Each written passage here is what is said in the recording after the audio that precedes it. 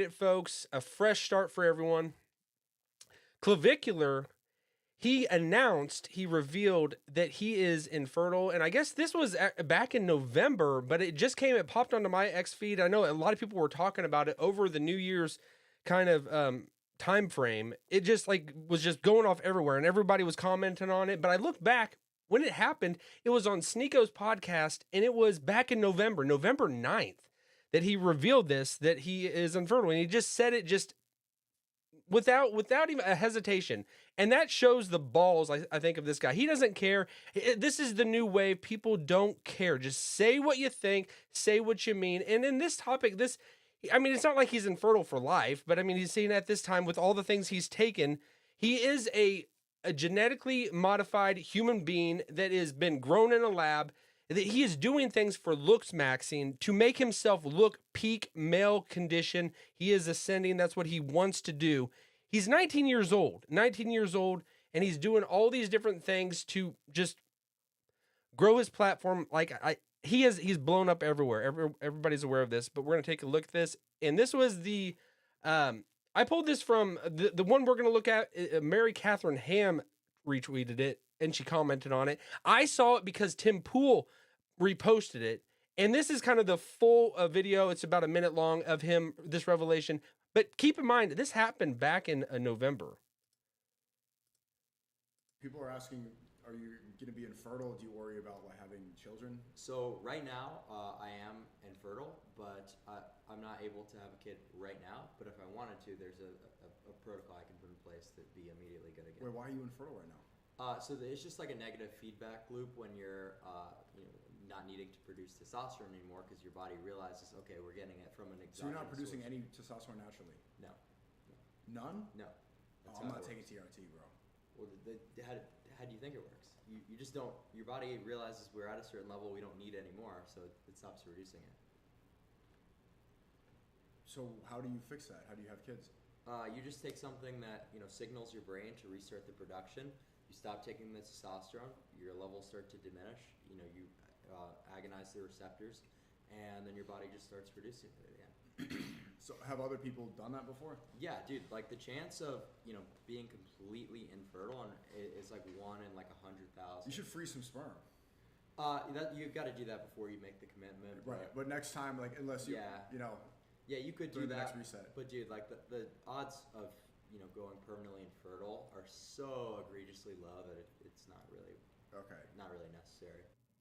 So I hope you all could hear that pretty well. It seemed kind of low on my end, but yeah, that he explained why he's infertile. His levels of it's based on his testosterone levels. He can get something to bump it back up so it starts going again. But it's because he has been taking supplements pretty much since he was sounded like 14, 15, different things. And he does about every drug that's out there, but he's doing it in a way to build his physique. He's doing surgeries on his jaw. He's doing a lot of things just so he wants to look like the perfect man. And credit where credit is due. I've listened to, since I talked about him the first time, I didn't know anything about him really besides what Nick Fuentes had said, a few different clips that he'd brought him up and about this guy. But since I've learned more about him, I give him massive credit because of what he is doing. He's living out what he believes. He's to the fullest extent. I think he's young, so I think he's going in directions that I don't think are the best, because he's completely focused on the physical and the materialistic self.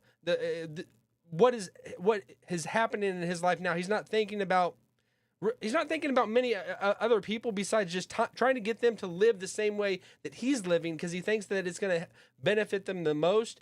I don't think because it disregards the spiritual component because you can't. I don't think you can lose sight of that we are not just a physical, chemical mechanism, walking around. We have a spiritual component to us, all of us to do. And I think but maybe that comes with maturity. I didn't think about any of this until I was really 20 or 21. So he's not even there. And I know a lot of people don't think about it till they're older in life.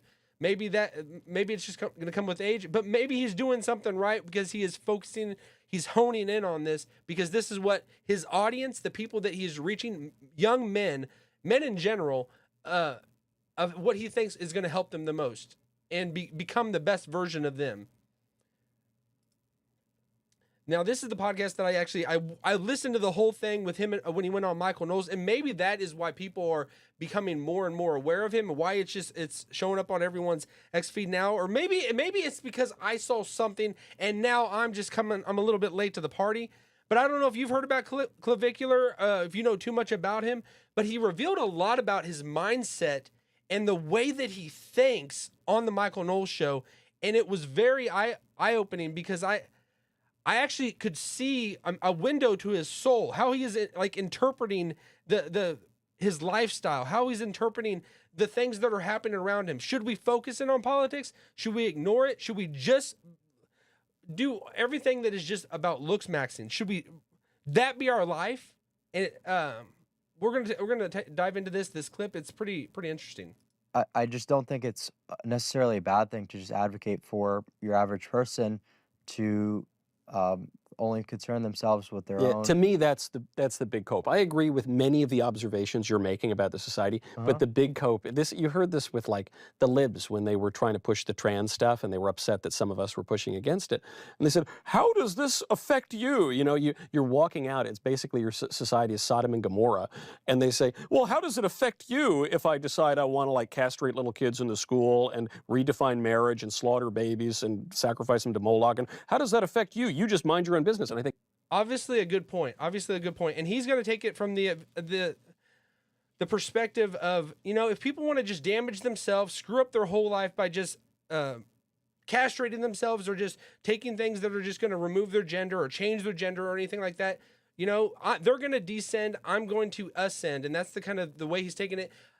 Yeah, maybe you could go there, but like if people haven't had a fully formed mind, and they're and adults are telling them to do this and kind of pushing them in this direction, I think we do have a moral, responsibility to step in and not allow that to happen. But yeah, I mean, if people are of a right mind, they're of a sound mind, and they're mature enough to make decisions that are gonna drastically change their life forever, you know, and if it goes against the principles that, that if there are moral guidelining principles that God has given us, you know, that he made it man and woman, and, you know, you're not born a man and then you become a woman. You're not born a woman, you become a man.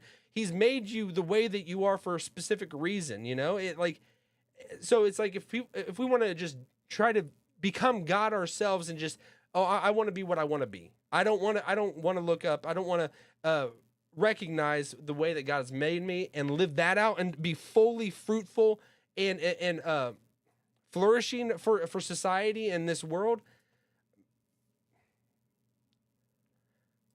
How about I don't mind my own business? How about my business is my community, and I have a right to enforce standards and norms that are good and traditional and conducive to flourishing? And how about you mind your own business? But the problem is, you see what you just did there is you spiked your cortisol thinking about transgenders. Will that max anything on me? No, I think that is the point. We should bring the temperature down. And he's like, he reminds me of like a James Dean. If that guy back in the day that was really just very popular, and just I think he died young, and just he had that aura about him. You know, and Clavicular at this young age, he has that aura that he's cool. He's not going to be easily set off. He's going to say things very thoughtfully, and he's not going to allow, I guess this is a thing, your cortisol to spike. People have that, you know. I'd only heard that from my wife, you know, because she brings up like, you know, if I startle her or something like that, you spike my cortisol. I guess that is a real thing. I mean, to me, it was always just fantasy, but I guess it is. We have chemicals in us. We are a machine. Our body is a fully functioning machine that has the periodic table just running, coursing through our veins, you know? So I get it that things can spike, go up and down, and we should try to prevent that. I could take a few pointers from him. He's beyond his age in a lot of ways, the ways that he's thinking through these. But in some of them, as everyone, I think he has some blind sides. He has some spots he's not focusing on because at this point in time, it's It's not the platform he's built, and it's not the audience that he has. It's not the target group of men that want to hear this. It's not the most fun thing, you know, when you hear about spiritualism and about morality and, you know, doing the right thing. But then again, I go back and forth because it seems like more and more the younger guys in our nation are becoming more socially conservative. They care about morality. They care about what's right, you know. But they've just been fed a lot of crap that has just given them just. They look at things and they don't trust anything because the authority that has just thrown things down their throat and it put them in this terrible situation. Because to be honest, just to sit back and just think about younger people and the younger men especially, they're growing up in this womanized culture that we've built, that women are the pinnacle of everything. They like our society has put women over men. And guys, when I think if we have a really smart attitude of how God has ordered things, He created men first, and he created woman out of man. There is a hierarchy. It's not to say one is more valuable than the other, but when we turn things upside down and I just think of churches or anything in society, we make it all womanized. We make it all about it's not grasping at what is at the heart of men. And we want to hunt. We want to gather. We want to fight. We want, you know, there's a time for war. There's a time for peace. We want to have a say. We want to have the main say, the final say. And it's like, I think that we're being fed that no, women can have the final say. You know, you guys just do your own thing. And I think that's the culture that these younger guys are growing up in, and they're fed up with it. They're revolting against it. And I'm seeing, I know you can take it too far, but sometimes it needs to be said. It needs to be said that men need to be men and women need to be women, you know? And there's things that guys can do that girls can't, vice versa, you know? That's a very catabolic hormone. So if you're advocating for people to, you know, go around and, you know, concern themselves with these issues, or go to, you know, like school, like board conferences, and like, you know, be outspoken about this, that's just largely going to be unproductive. And, you know, it might seem like a doomer mentality, or like, you know, you're just going to let society go to it's like on an individual level, it's not going to be productive. But on a political, right. Well, look, it's been productive Like in as much as Michael Knowles, he's got a show. He's doing his podcast. He has a voice that a lot of people out there, and this is being, it's almost the idealism versus realism. Clavicular is saying that it's just, let's be realistic about this. Let's be realistic. The average guy out there shouldn't be concerning himself with things that are not going to really benefit him in the long run. If he's going to allow his cortisol to get spiked up over things that don't matter, and he's going to just put his neck out on the line where it can cost him money, cost him to grow, to ascend as the man that he should be, you know, what's the point of it? You know, and Michael Knowles is going to fight back because he has a podcast. He's saying things. He wants to affect the culture that we have based on ideas, based on societal norms, conserving societal norms that matter and that are good, fighting for the good. And I think we've made it so guys, young men want to check out because there's no point. It's just pushing a rock up a hill to nothing change that has over and over. And you at the end of the day, you're worse off. If you try to fight for the good, you almost become worse off. At least the trans thing, there's so many other problems. Well, the way at least the trans things, though, we've kind of won on that. Well, the way that I see trannies is like, that's one more person to mug once they brutally butcher themselves transitioning, you know? But is it, you know, I see that. Natural selection at its finest. He says if a trans person wants to do that, they want to just ruin themselves, destroy themselves, go for it, you know? Maybe not allow a younger person and influence a younger person to do the same thing until they have a fully formed mind. But if somebody wants to destroy themselves, he's saying, yeah, go for it. And he brings up the term mogging. And I had to like really genuinely look this up. What is this mogging? And it comes from AMOG, which means alpha male of the group. That's where it kind of started. And it says has several meanings, but in the modern internet slang, it primarily means. That's actually not the one I wanted to see. It says internet slang for one person significantly outclassing or outperforming another, usually in terms of physical attractiveness, but also in style, status, or skill, making the other person seem inferior. It comes from the looks maxing trend on TikTok and originated from gym culture as a way to describe someone overshadowing others, sometimes playfully, other times more pointedly. And then in the other definition I saw of it, primarily means man of God. I never heard Mog mean man of God, but maybe that's the holy version of it. And then other ways it came up alpha male of the group.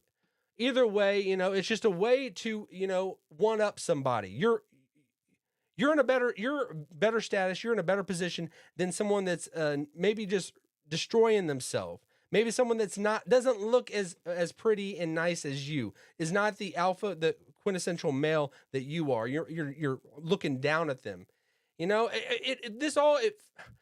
I get what he's doing, and I'm probably about 50-50. I think maybe about 60-40. I like 60%. I like what he's doing, but the 40% I think he's missing out on things, and I think that's going to come with age, maturity. He's beyond his years in some things, but I think he's missing a lot of things that I think it's just going to come with growing and becoming a more of a mature male that he's going to maybe pick up on it. We're not fully finished person at this point in life. We're going to go through our life lessons. And I think that where he's at, he's running with it. He's definitely an internet sensation. He's got the trend in his sales. He's rolling with it. And I'm very interested in this person. I think what has come about, like, I know the more recent thing is was in trouble because he maybe ran somebody over by his Cybertruck. I think that is being dropped, so there is a lot of like hype that like, oh, he just screwed himself. He's going to be destroyed because he made a stupid move. What he did in that sense, I mean, everybody's going to screw up in the heat of the moment at times, and I don't think that we should forever destroy someone and just throw them and cast them off forever based off of one mess up, and I think those charges are being dropped. Latest I heard that they were. But Clavicular I still want to learn more about this guy. He's very interesting. I thought he seemed older than he really is. He's only 19 years old. I thought he was like kind of like going to be a congressman. It looked like when I first came across him, I thought he was genuinely like just a congressman. That it was this new guy out there. He was going to be running for Florida governor or something. I don't know. Probably not a governor, but maybe a senator or something like that. I thought he was a Democrat just saying things, or maybe I don't know. These artificial lines that we have of Republican and a Democrat is just it's being redrawn, and there's being mixture and it's not the same thing. And I think that comes with the trend and the waves of our society. Nothing remains the same. It's constantly evolving. And I think overall he could be a force for good, but I think he needs to really expand his mindset in certain things, and not just, you got to bring in the spiritual component. Everybody is made in the image of God. You got to bring in that in, because if you're just ignoring that, you're not going to go as far as this ultimate man that you are saying you want to be, and you want to influence others to become, if you're disregarding that. So that's the only thing I would say really about it. I hope he does bring that more as a component into his overall message.